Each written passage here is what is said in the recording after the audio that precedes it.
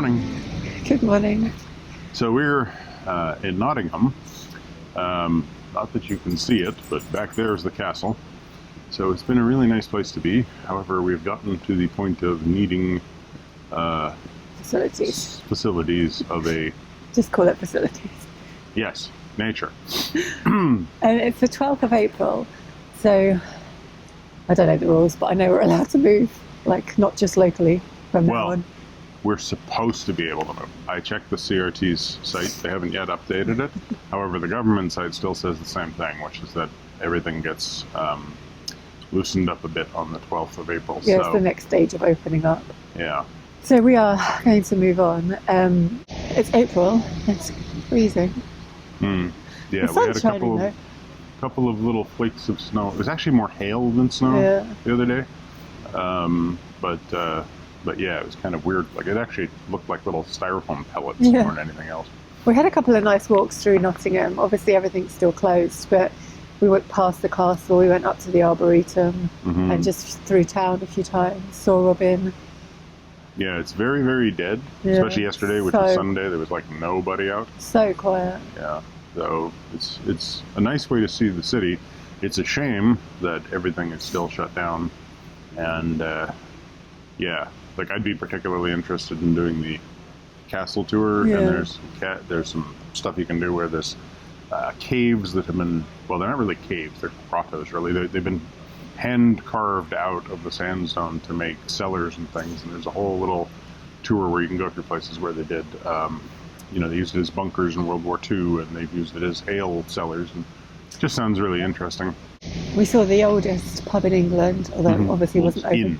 Sorry, the oldest inn in England. Yeah. And then just down here is... Fellows Clayton and Morton building, Yeah, there's... which is now a bar, and there's 2 boats inside it. Yeah. But obviously that's not open. Can't go in there to see it, but there's 2 boats that are on a little... it's like a little basin that's been... It's built over, and I guess it was probably a dry dock or something. Anyway, now there's 2 boats inside there that are apparently inside the bar. So that's kind of cool. Yeah. But yeah, this has been an absolutely fine place to moor. I was a bit, not worried at all, but Beeston was a little bit more rural, so this was is this going to be worse? But it was actually fine. It's actually quieter because there's less people on the towpath and there's less boats going past. So that was a surprise. Yeah, and the people going past are quite friendly. Yeah. I've had this thing where literally every day I've gotten out to walk and somebody's been like, "Do you know how to get here? Do you know how to get there?" I'm like, no, I wish I did. Although I've become a little local expert, so now I've been able to guide people to the right places the last couple of days, but yeah. So we've got 2 more locks before we go on the river. We've got Castle Lock, which is just here, and then Meadow Lock. And then once we go down Meadow Lock, you can navigate some of the river back this way, but not very far at all. You can go past Trent Bridge, which is apparently quite an impressive bridge. So on our useful guidebook here, the Trent Bridge is the big one. And then there's the suspension bridge down here, which is the end of navigation. Oh, so you shouldn't go that far? Well, we should go to the Wilford Suspension Bridge, and then we can turn around. Yeah, so that'll be exciting. Yeah. And there's actually some moorings down there that are supposed to be really quite nice when the river's not, There's boats down there now. Yeah, when the river's not moving up and down, they're supposed to be really good. And, it's... I'm looking forward to seeing the bridge. It's quite a large, Which one? sturdy looking The Trent Bridge? The Trent Bridge, yeah. Okay. It just in photos it looks kind of nice architecturally. Not archaeologically. No, not archaeologically. Architecturally. And we're kind of aiming for Newark as our next stop, but we won't get that today because it's, I think, 7 hours or nearly 7 hours. So it's 3 in flood. I mean, you can do 7 hours in a day, but I'm just not feeling it after not being on the move for so long. Yeah, and there's a couple of interesting things to get past, because I noticed on the pages here, I doubt it's really in action at the moment, but there is the National Water Sports Center and Country Park and canoe slalom. That's what was in David's vlog. Yeah, so just around Home Lock there's supposed to be times at which there's a really large amount of traffic with rowing boats and stuff. Okay. So yeah, just kind of looking forward to that. And then we've got 3 locks to Gunthorpe. Yeah, so and that's where we think we're going to be spending is East Bridgeford and Gunthorpe. If there's moorings there, which it looks like there is. Yeah. That's about a halfway trip, so it's about 3.5 hours, and you know, probably a good portion of the day. Yeah, and there's moorings at every lock, so if we decide to stop earlier, we can, and if we feel like going on, which no doubt Michael will, we can. It depends if I Talks you bust. Let's go. I'm going to talk to you. All right then. Yeah. All right, we're on our way. We're on the Nottingham Canal, which is part of the Trent navigation. When it opened in the 1790s, the Nottingham Canal went all the way to Langley Mill to link with the Erewash and Cromford canals. In 1937, much of the Nottingham Canal was abandoned, and now only just over a mile survives between Lenton Chain and the River Junction. One last glimpse of Nottingham Castle up on the hill behind us.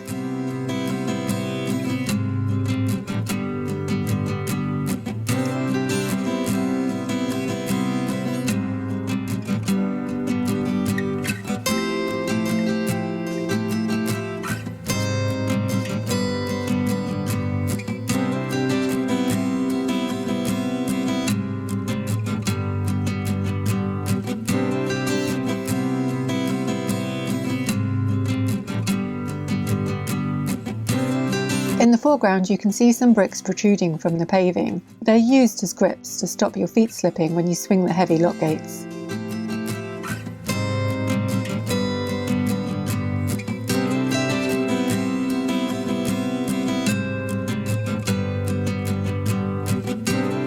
While he's waiting for me to close the lock gates and catch up with the boat, Michael spends some time getting to know the pigeons who live under the Wilford Street Bridge.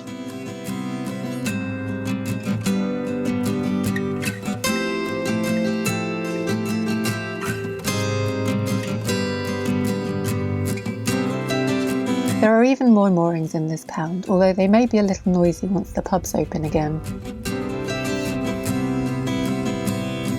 For much of the early 20th century, Fellows Morton and Clayton were the largest and best known canal transportation company. They had depots all over the network, including this one which was built in 1895. The building is now used as a pub, and it's adopted the transportation company's name.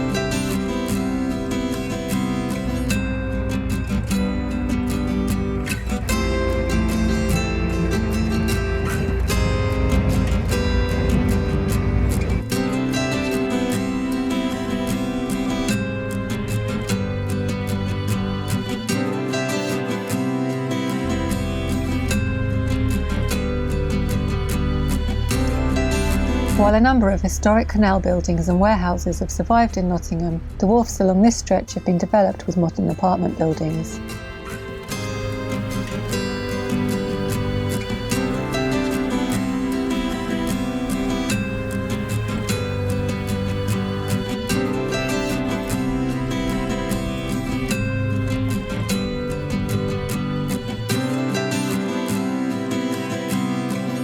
At Poplar Arms Corner, the canal takes a sharp turn to the right. There used to be a short canal arm that ran east from here, but it's long since been filled in.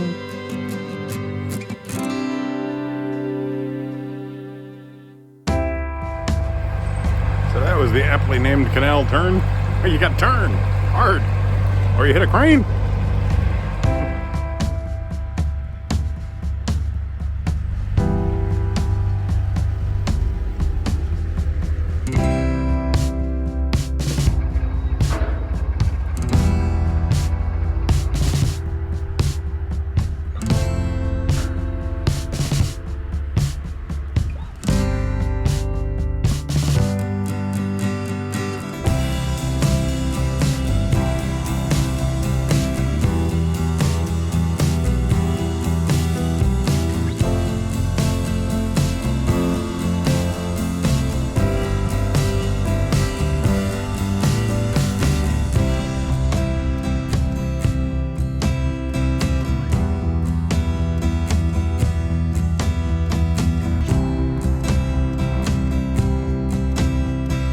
Someone's clearly been busy magnet fishing along here. It's a shame that everything they've caught has been left in a pile on the towpath.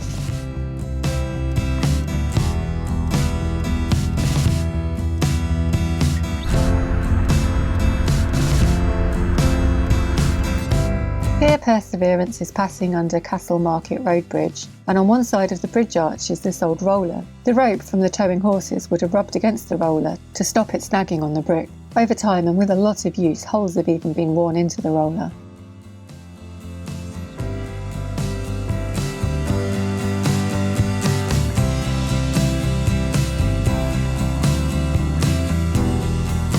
We pull up at the service point next to the lock. We don't need water, but it would be good to get rid of some of our rubbish. We find there's a boat on the pontoon down on the river waiting to come up the lock, so Michael gives them a hand through while I use the bins in Elsan. Watching the other boaters struggle to open the bottom gates, we find that this lock is in pretty poor repair. Only one of the paddles on the bottom gates is working, and the top gates are leaking pretty badly. This means that almost as much water is coming into the lock as is leaving through the paddles, and it takes a fair bit of force to get the gates open. Because of this, we decide that I should probably drive the boat through the lock to leave Michael on the lock side to deal with that.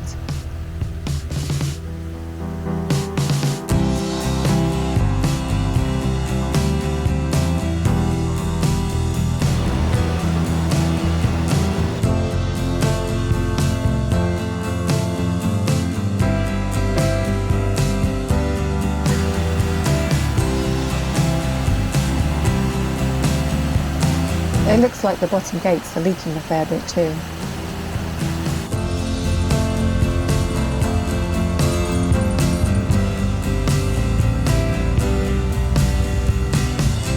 Enjoy your beer, George.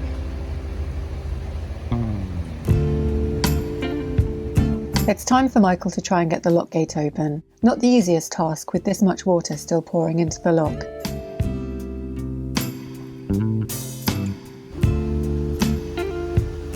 And now for my first ever solo river cruise. I know it's less than 100 metres from the lock to the pontoon, but it still counts. We switch places again. Michael's going to take the boat for a short trip upstream to the suspension bridge, while George and I watch from the comfort of the riverbank. How tiny does Perseverance look on the big wide river? She's currently passing the Nottingham Forest football ground.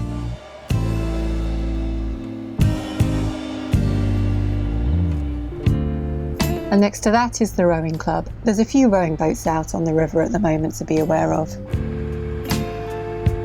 The first bridge on this site is thought to have been built here around 920 AD. Its replacement was built in 1156 and had a total of 20 stone arches. That bridge suffered some flood damage over the years, and parts of it were washed away in 1638. It was repaired and remained in use until 1860. The current bridge has 3 main cast iron arch spans, each 100 feet wide, and it's rather ornate.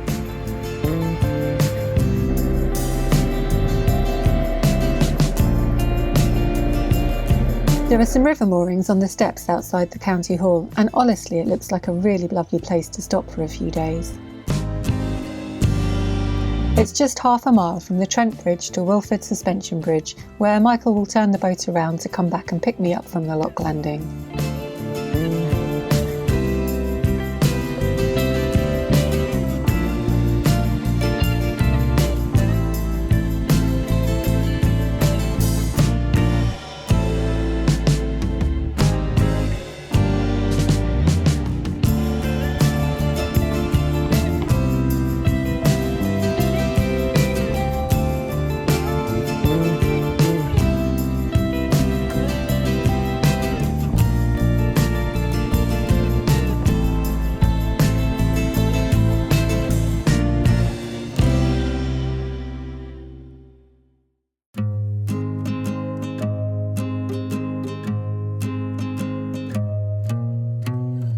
With George and me back on the boat, we continue our journey downstream on the river towards Torksey.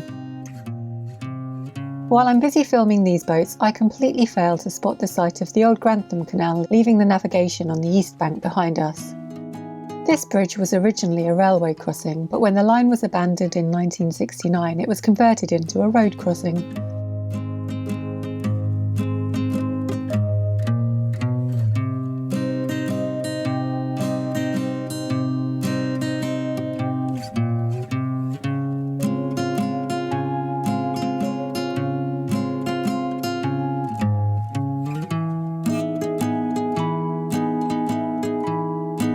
After passing all the grand riverside apartments, we passed this rather grand house. They seem to have glazed their bell tower to make another room on the roof, like you do. That huge boat is the Trent Lady, and it's a trip boat run by Trent Cruising. And these are the trip boats that belong to Princess River Cruises. I hope they all manage to get back out on the river soon.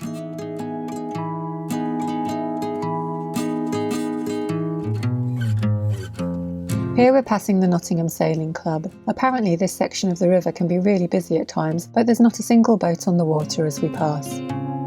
We spot the weir in the distance, which means we're approaching Home Lock. There's a sign indicating which way to go, but we always check on the map or on Google Maps to find out which side of the river the lock is on in advance, as these signs aren't always the easiest to follow. There's a gap over there, which is the entrance to Colwick Marina, where there are moorings for over 200 boats.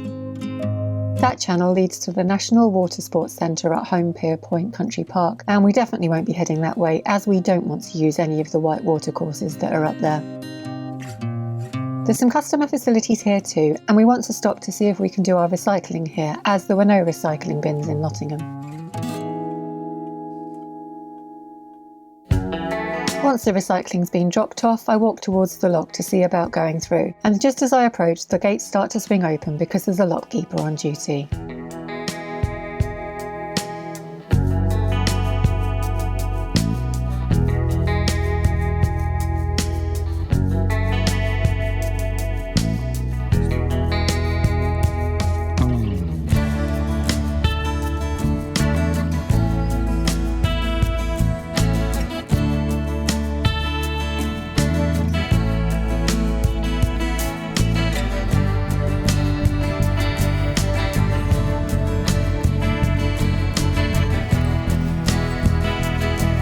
George and I take a quick walk over to look at the whitewater courses, but it's even quieter there than it is on the river at the moment, so we continue to the pontoon below the lock to wait for the boat to pick us up. The lockkeeper kindly warns Michael about the tree in the lock approach that needs to be avoided.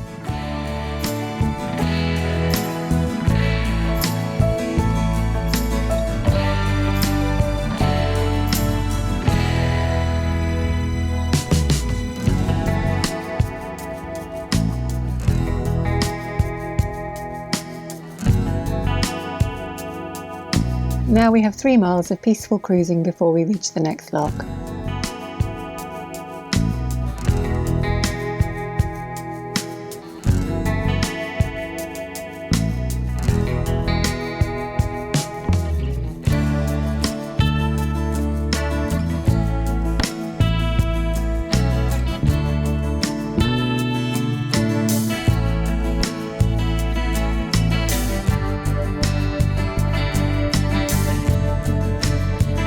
Time for a little bit of chocolate cake, and George leaves his post as look out at the back of the boat to watch us eat every mouthful.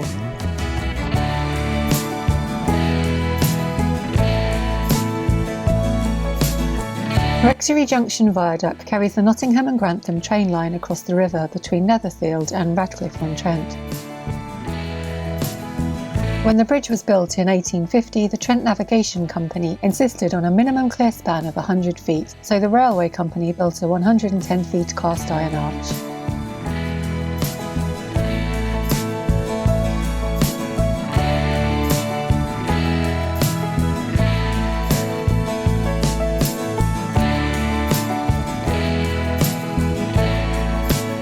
At Radcliffe-on-Trent, the navigation makes a sharp bend to the north, and there's a steep tree-covered embankment or cliff shielding the village from the river.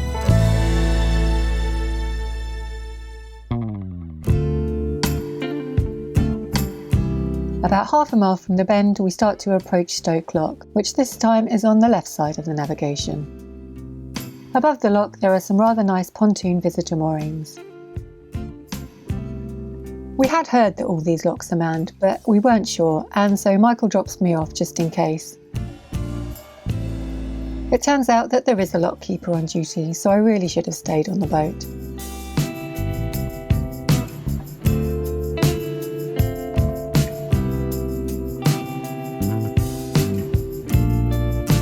While the boat's descending, the lockkeeper tells us about a sandbar just outside the lock. He advises that when we leave, the boat needs to go slow and steer hard to the right to avoid it. The only problem is I'm not on the boat, and the pontoon is on the left-hand side. I definitely should have stayed on the boat for this lock. Once George and I are safely back on board, we spot a wide beam approaching, so we hang back in the lock approach to give them some room. There's a little bit of flow in the river as we're just downstream of the weir, so passing them in that could be problematic, especially with the sandbar to avoid as well. We get a very friendly greeting from them as they pass.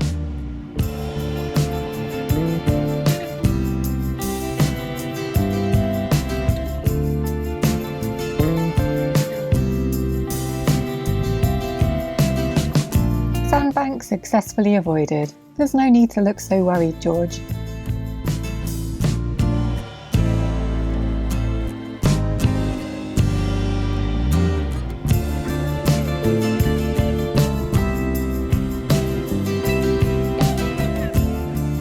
It's been a while since George and I have been able to enjoy a river cruise from the bow together, so we take a few moments to take it all in before we rejoin Michael on the stern. He'll obviously be getting really lonely without us.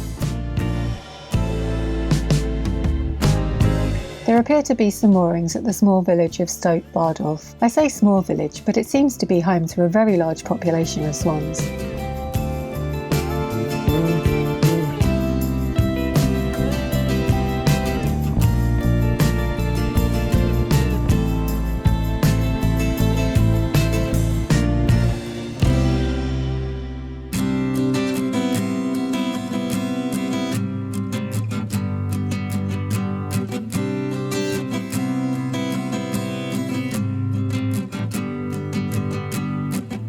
They haven't come out that well on camera, but if you look carefully, you might spot some brand new baby lambs on the riverbank.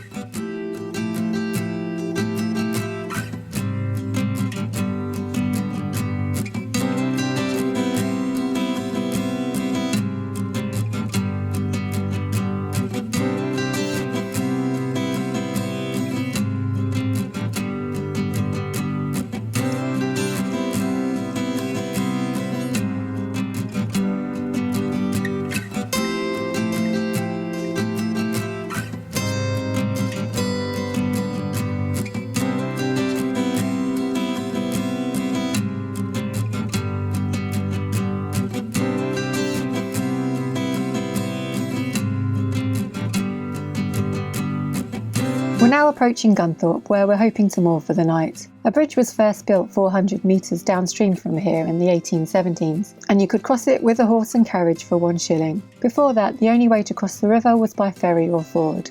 The current road bridge was built in 1927.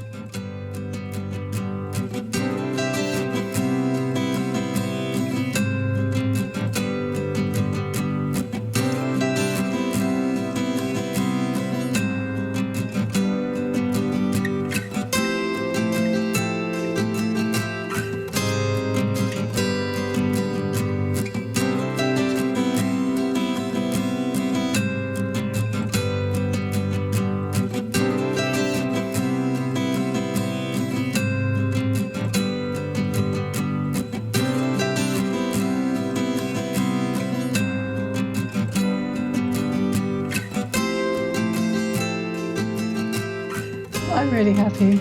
Yeah, we're in Gunthorpe. It has been a lovely run up probably about 8 miles. It's been so nice. I think it's about 10 miles from Nottingham. Was it? Yeah. Yeah, came out of Newcastle. What? I said it again. Came out of Nottingham, out of the bottom lock there, and took a little right-hand turn, went past the Trent Bridge, which is actually really pretty. Yeah. Like really ornate. Yeah, and there's some moorings down on the river, which would have been much nicer than where we were.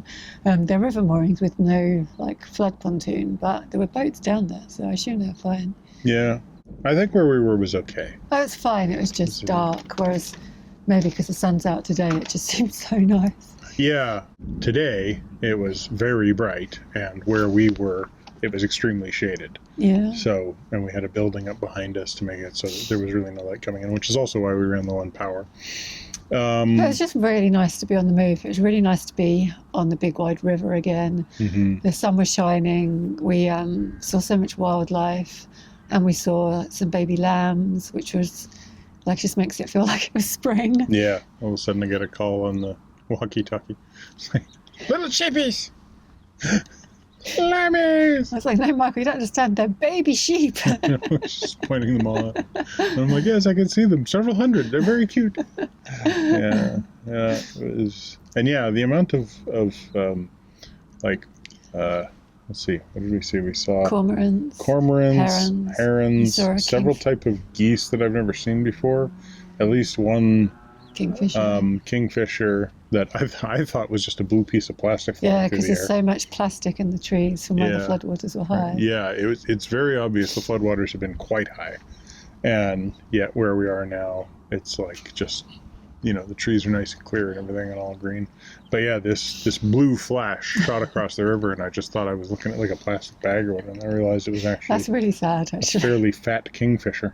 At first, your first thought is plastic, not beautiful kingfisher. I know, right? It was just, but all of these just different birds that I haven't seen before. Or which is we haven't seen in months because it's been winter and because we've been in like Beeston and Nottingham area. We just haven't been seeing anything. Oh, we haven't been moving. It's been lots of rock pigeons. Yeah. Which, I mean, pigeons are cool. We saw a lot today, lots of baby ones. Yeah. Yeah, there are more pigeons coming to Nottingham, that's for sure. And it's just nice to get out, get the sun on you. It's still cold. Really cold. It's definitely not, like the sun's really pleasant and warm. And, this morning I was just wearing my jumper for a while. Yeah. But then as soon as we get on the river, it's like, wow, but the wind. Yeah. The wind is still coming from kind of the northeast. And it's weird. We had that couple of days of real warmth. Like it was really almost summertime warm. And the wind was coming from the southwest sort of thing. And then all of a sudden it was just northeast cold. So yeah, it's definitely been interesting to be out today. Yeah, and there's been moorings at all the locks, which is what we thought. But here there's a big floating pontoon. We've got it to ourselves. We saw one boat, one wide beam going the other way, just at the other lock. But yeah. Yeah, that was fun getting out of the last lock because all these locks are manned and we didn't really realise that. So I kept getting off at the locks only to find lock keepers. And but I think we knew they were manned. We just kind of forgot. Well, I knew they were manned, but I figured with COVID it was entirely possible that they wouldn't be under normal staffing hours or anything. Yeah, but and there hasn't been any notifications for them. But then it's the first day that everything's opened up and we're allowed to move, so you think that there would be. Yeah. So anyway, that last lock, I shouldn't have got off, but I did.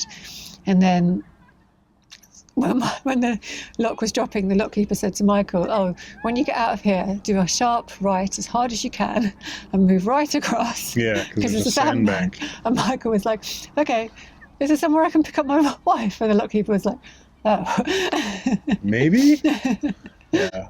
So, and as I pushed out, put the nose over so Joe could get on at the nose. That way I'd kind of avoid running into the sandbank. But as you got on, and that was enough of a struggle, because George didn't want to get on, and his harness started coming off. But Joe figured that out and got him on. Well, because it was, there was a big drop, so I had to, scoop him under my arm to get him on. But you got it figured out just as the wide beam showed up, and they were sort of crabbing over sideways because of the water. And I'm just like, I'm pretty sure they're going to be able to come in and just go past us with no problems, but I'm glad they're covered in rubber bumpers, because if they get this wrong... it's they were absolutely fine. Yeah, they did it perfectly. It was better for us There was just a second of there's not really a lot of room. They could get this wrong, and luckily we'll just kind of bounce, but... And because of the sandbank, it just made sense for us to wait in the sheltered bit rather than try and avoid the sandbank and them and the force of the current. Yeah. So that was it was fun. a bit of fun. Luckily, I did realize though that because the first lock didn't have a sign up saying this, but the second lock did, which is that if it's red, it's manned. If it's red or green, it's manned. If it's amber, you mean color, the traffic lights? Yeah, if it's showing the amber traffic light, then it's unmanned and you'll have to do it yourself. Okay, so when we're approaching, we should automatically know if it's red that I can just stay on the boat. Yeah. And we'll just have to wait till somebody either notices us or... I do prefer getting off because you can get better shots for the vlogs, and just waiting on the boat is boring. That's true. It is. It's really nice out here. We are beside the Unicorn Pub or Hotel. I'm not sure which one. Yeah, Unicorn Hotel. The Unicorn Hotel. My first thought when reading the Unicorn Hotel is that that's kind of like exclusionary, isn't it? I mean, you're not going to do well as a hotel if the only things you serve are unicorns. But this is what I have to live with, people. Yeah, she has to live with this. It's ridiculous. Anyway, very happy to be on the move, very happy to be somewhere different, very happy that it's spring, the sun is shining. So in the meantime, George is finally going to get a walk in a field. He's had a poorly paw for a few days. He's been limping, so we've been a bit worried about him. Yeah. But he didn't seem to be limping today. No, I'm pretty sure he just did like some soft tissue damage or something, like put a foot down on a rock or something. There was no cut, there was no wound. Pain, like when you were like trying to look at it. No, he's just sort of had a day and a half, really. I'm laughing because he's just inside and you can hear him crying because he wants to come out. Outside. Which I shouldn't laugh at. But Well, it's because of the swans. Every time he comes outside, the swans are gone defensive. going a little bit nutty. But yeah, so he's been having this limp, and so he's had a few days of being not allowed to use his ball at all. So this is going to be his first really actual sad. run with the ball in a little while. I'm just going to kick it go around. there? Yeah, be careful because there's a car park and stuff. I see it. Yeah, I know. Yeah. So I'm going to walk him over there. She's over defensive. I'm not over defensive, I'm over protective. So, thanks for watching. Give us a thumbs up, comment down below, subscribe if you haven't already. Subscribe to Minimalist Maximal Velocity for our time-lapse videos, and click that bell if you want to get notifications.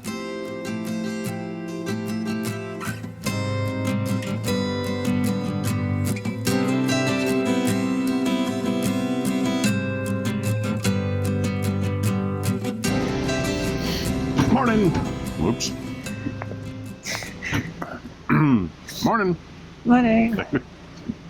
First blooper of the day. You piss off. Okay, yes. That's your... Stop it! You're antagonizing them.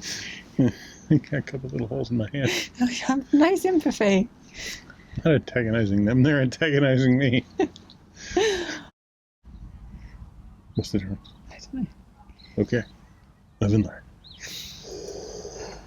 It's like when we had that, what was the thing yesterday we were talking about? We're talking about so much. We're talking about difference between... Oh, let's not talk about this on the vlog because I don't want to deal with the comments.